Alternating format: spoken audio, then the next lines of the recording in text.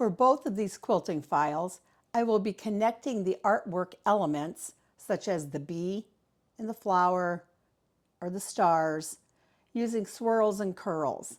You can connect your elements with whatever type of lines you want. Maybe you want straight lines, maybe you want just arched lines. It's all up to you, but you're going to follow the few guidelines that I'm going to be giving you to create these files. I'll be creating these files with only artwork and elements within the Hoop Designer software. You may have other software programs from Dime by OESD, but what I'm going to show is only what is from in the Hoop Designer software. First, let's talk about the drawing tool. I'm going to go to the top menu bar and click on the drawing tool icons and select the pin. Now, a couple of things. You notice that when I chose the pin, I have a plus sign now as my cursor. To create curved lines with this, you're going to hold down the control key and then click and move the left mouse to create curves. So all I'm doing is holding down the control key and I am left clicking on the mouse and moving the mouse around. When I want to end, I'm going to right click. Also know that when we are creating these files, we're also going to be doing a lot of editing of the files, especially our curled lines.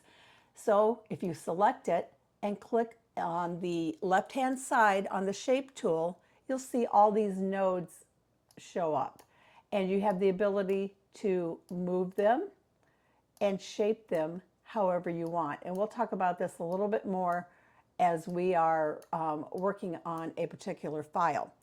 The thing that I want to show you about the drawing tool or the pin is that if you own some of the other Dime software programs, and what I'm going to do is I'm going to get to where I can show you some of the other programs here. If you have other Dime software, you can go up to Tools, General Options, and it opens up this option box. And if you see all these different tabs, you notice this digitizing tab. Now, if you only have in the Hoop Designer software, you won't have this digitizing tab when you click on Tools and General Options. But if you have some of the other programs, you will have it. And what I want to show you is if you click on it, and if you look at the outline input mode, use the drop-down menu and choose Freehand and click OK. Now when you choose the Pin tool, you see you have an actual pin. And then to draw with this, all you have to do is hold down the left mouse and then just freehand draw. And when you're done, right click and you have your line. You can do it either way. I prefer this way with the pin. To create a quilting file that has a start on the left and an end on the right, I'm going to suggest that you have your grid turned on. Under View, if there is not a check mark in front of Grid, make sure that you put a check mark there to turn it on. I'm going to go under Tools and General Options, click on the Grid tab, and I'm going to change my grid. And really, I'm only doing this, I'm going to make the grid bigger so that you're going to be able to see a little bit better. You can see it made the squares larger. I'm also going to suggest that you choose a hoop size for your machine. So click the Hoop tab on the left-hand side. It opens up all of the hoops. Choose one of the hoops for your machine that you're probably going to be quilting a lot in. Remember, we can resize these files that we create, but I like to design in a hoop that I'm probably going to be using quite often to do my quilting with. So I use Brother hoops. I'm going to go to my 8x12 hoop. and use that. So I'm going to click OK. And it puts the hoop on the screen. You can see your actual stitching field by this red outlined rectangle in the center. This is your design space in here. I'm going to zoom in a little bit more. I don't really need to see this part of the hoop, but I'm going to zoom in, let's see, until I have that stitchable field into my views more. So the first thing I'm going to do, I'm going to go up to the shapes icon, which is the heart in the upper left, and I'm going to pick some shapes that I want to use. A note about shapes. If you choose a shape like this cat face, you notice that it has eyes that are separated from the outline. Those are going to be jumps. There's not too much you can do to avoid that unless we want to get really advanced, but I'm going to keep this simple. So choosing something from any of the categories that is a closed shape like this pumpkin or the bat or the boot, these types of things, not the cup, the wine glass, etc. These types of shapes are going to be best. So I'm going to choose this bee and click OK. It puts the bee on the screen. Now you can resize this bee, make it whatever size you want. You can rotate it, you can flip it, you can mirror it, you can do whatever you want. I'm going to use the bee shape, and I'm also going to use a flower shape. So I'm going to go back to the shapes icon, drop down to Flora, and I'm going to grab one of these flowers. I'm going to grab this first one here and click OK. Again, if I want to resize it, I will. Now, I want a few more elements in here, not just 2 elements. So I'm going to take this bee, and I'm going to copy and paste it. And I may put a bee here, and I may paste another bee, bring it down here. And again, this is where your creativity can come in. You can change the size of these to whatever you want them to be. If you want to know what size something is, go on to the transform icon in the upper right, and it's going to tell you what size it is. This is 3 by 3. Maybe I want to change it to be 2.5. All of these numbers are unrelated to anything. It's what you want them to be. And let's see, I think I'm going to keep it kind of simple like this, but I want to add a little bit of variety with these bees. These are all going the exact same direction, so let me kind of rotate them around, move them around, put them where I want them to be. And let's kind of do this. Now I'm going to be connecting all of these shapes with some curls and swirls. That's what I choose to do. So just kind of get them lined up how you want them to be. Before you start to draw your connecting lines, let's think about this a little bit and how it should stitch in the end. Now remember, we need to start here on the left-hand side. We're going to be drawing a curl or a swirl or a line, whatever you want, and connect it to the first element, which is this bee. Then we're going to be drawing another line, and we're going to swirl it around and connect it to the next bee. We'll swirl again, and maybe we'll come this way and connect to the flower, come down, swirl, connect to the next bee, swirl again, and end over here on the right-hand side. So kind of think about your path a little bit and how you're going to do this. And know that when you start to draw, you're going to get better. And you're also going to be doing a lot of editing of these lines that you're drawing before you're finished. All right, so let's go back up to this pin tool at the top menu. I'm going to click on pin, and as you can see, my cursor has turned into an actual pin. Now, I'm not going to worry that much right now that I am exactly on this plane, and by plane I mean this line that's going right across here. This is my horizontal center here, and this is where we need to start with our file, and this over here on the right is where we need to have this file end. So I'm going to go ahead and just start, and I'm going to draw a swirl, and I'll come around and stop at the B, right click to stop that line. Now I want to I want to start the next line where I stopped the first line. And again, remember, we're going to be doing a lot of editing on this. So let me start. I'll draw a swirl, and I'll come down and hit the B and right click. And this is how I'm going to put my lines in.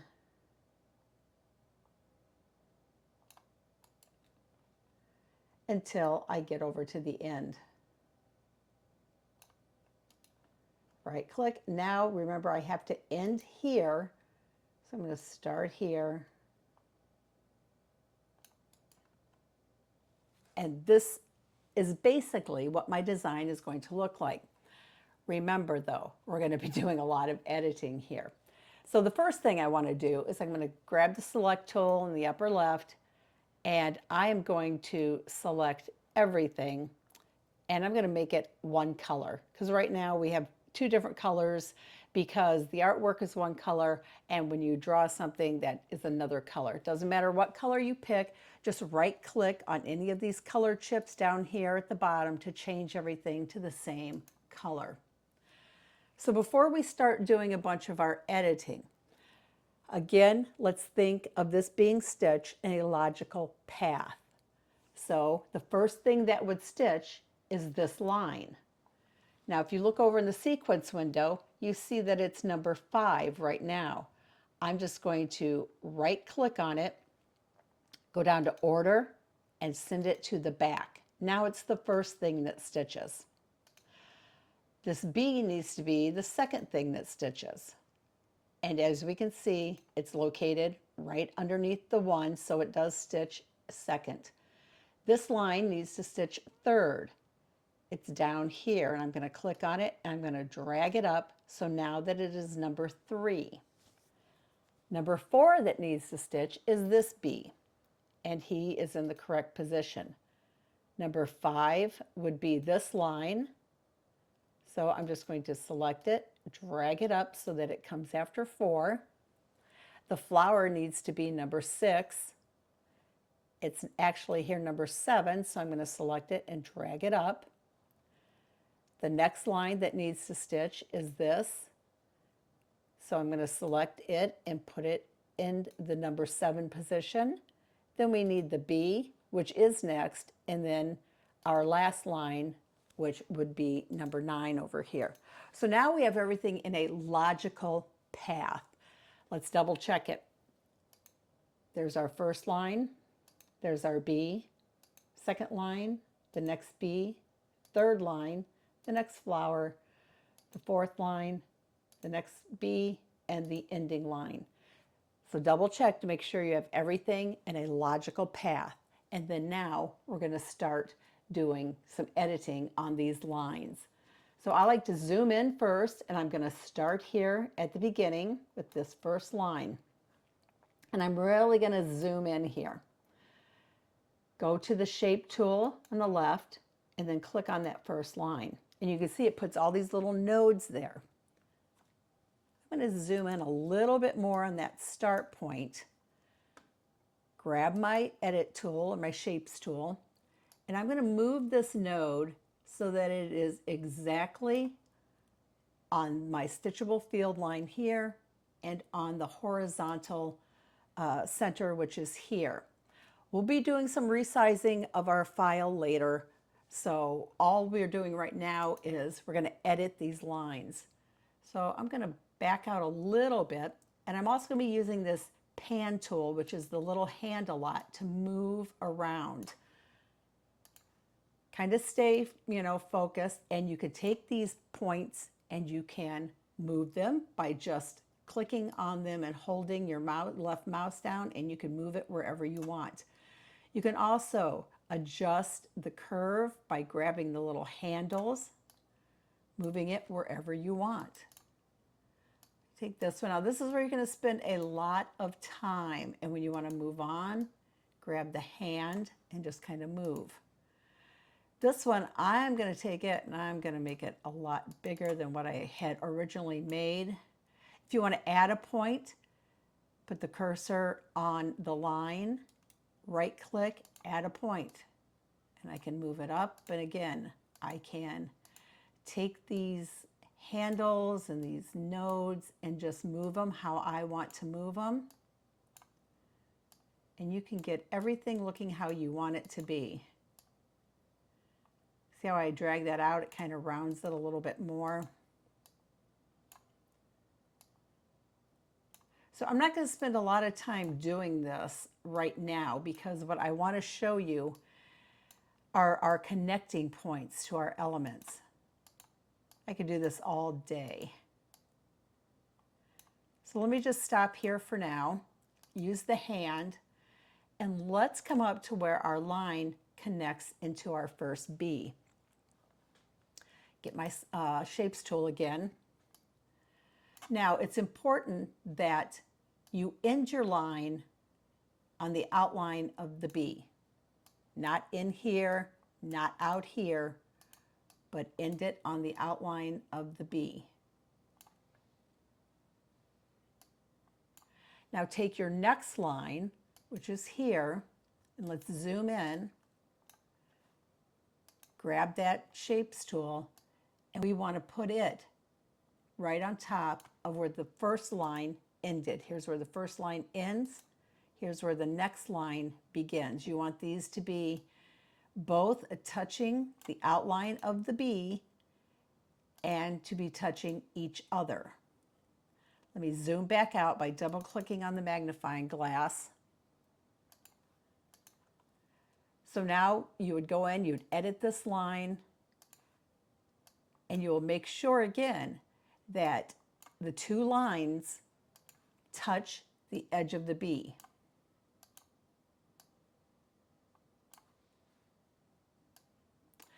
And you're going to do this throughout the design. You're going to make sure that the two lines touch here at the flower. You can see this one, of course, needs to be moved right here. Let me use the hand to come down. And again, where they connect to the bee here, these are going to have to be edited.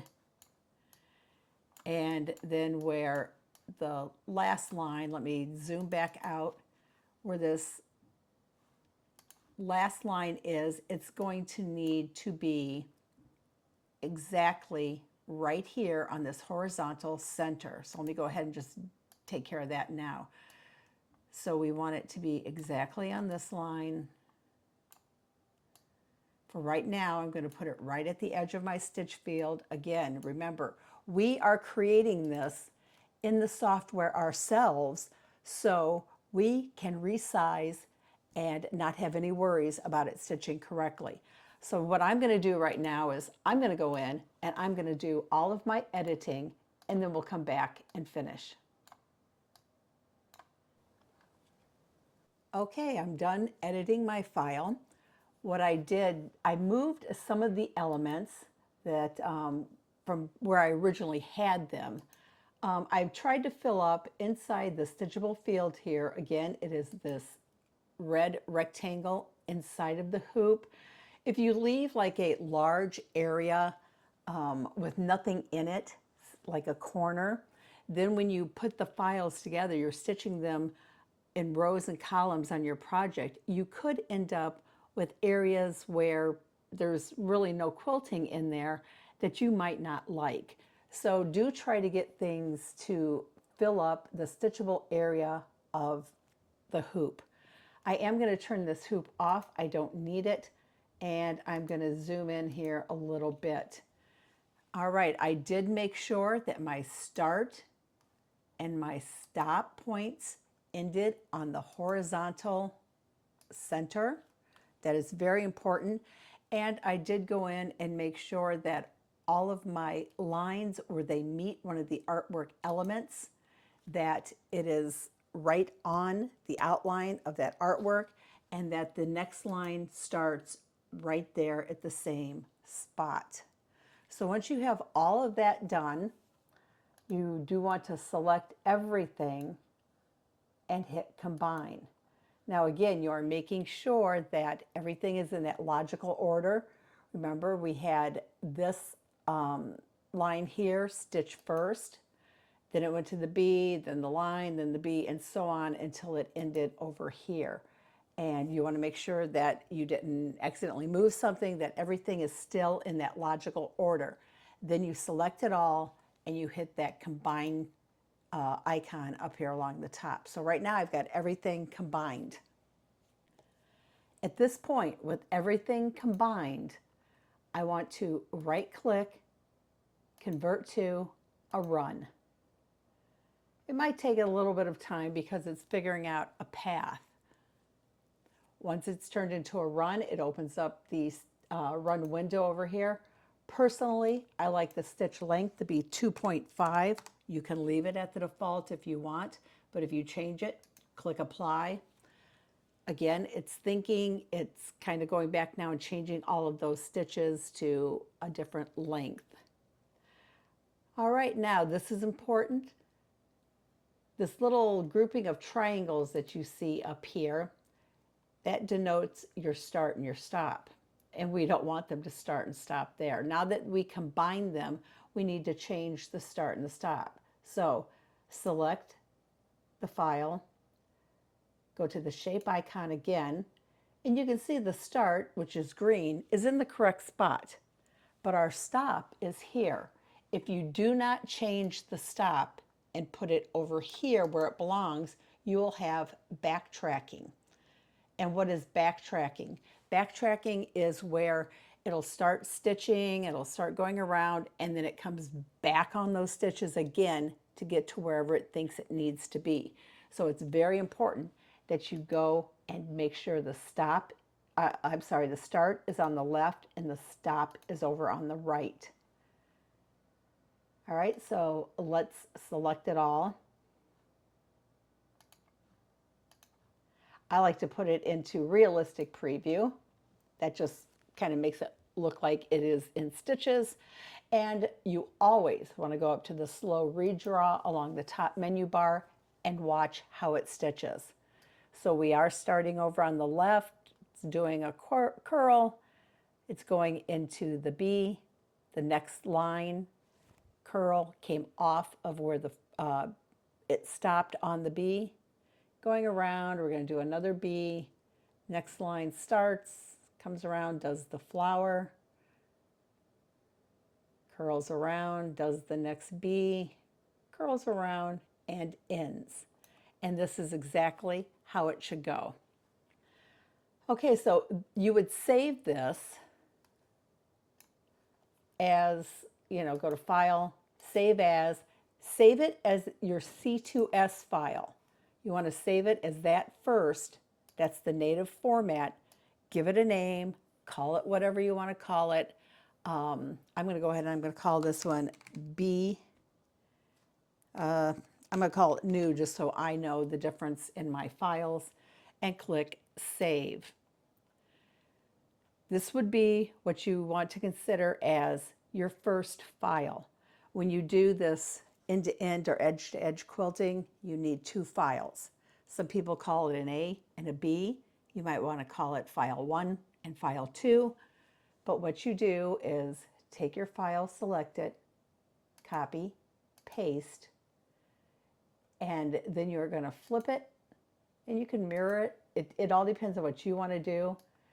But this is now would be your second file, and then when you line them up on your quilt or your project, you would line up the start of the second file with where the first file ended.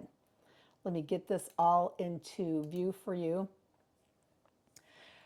Take your second file, and it's always a great idea to change the color. Again, right click on any of the colors along the color palette on the bottom to change the color. And something you always want to check is your start and your stop. So on this second file, you want to make sure that it's starting on the left and ending on the right. So let's just check and see.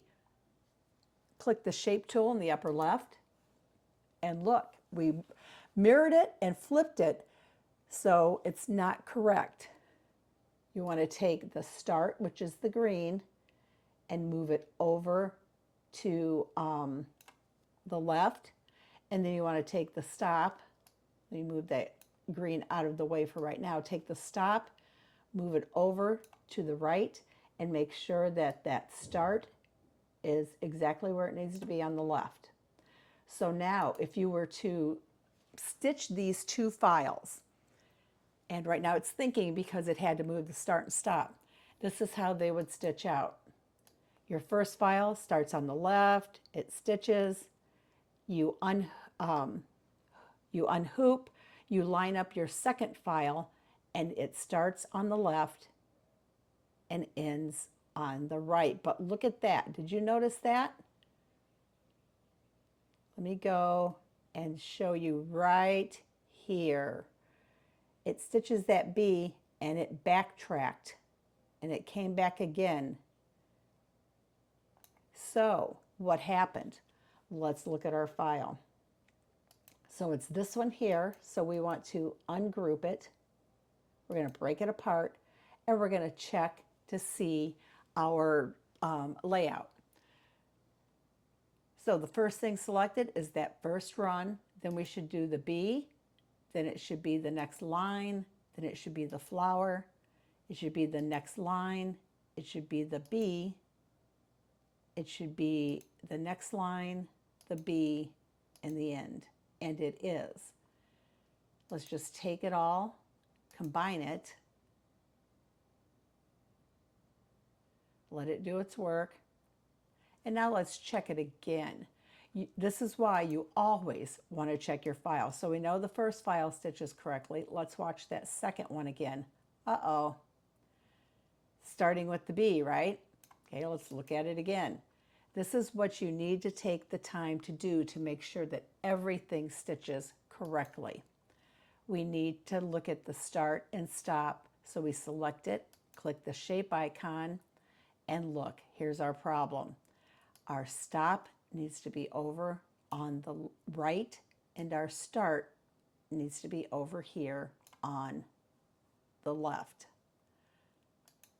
Let's click the select. Now it's thinking again. It's moving that start stop around, and let's check this. Go back up to slow redraw. Again, we know that first file stitching correctly. We get to the second file, and here it goes. Stitches the curl, stitches the B, the curl, the flower, the curl, the B, the curl, the B, and it ends. So now we know that our second file is correct.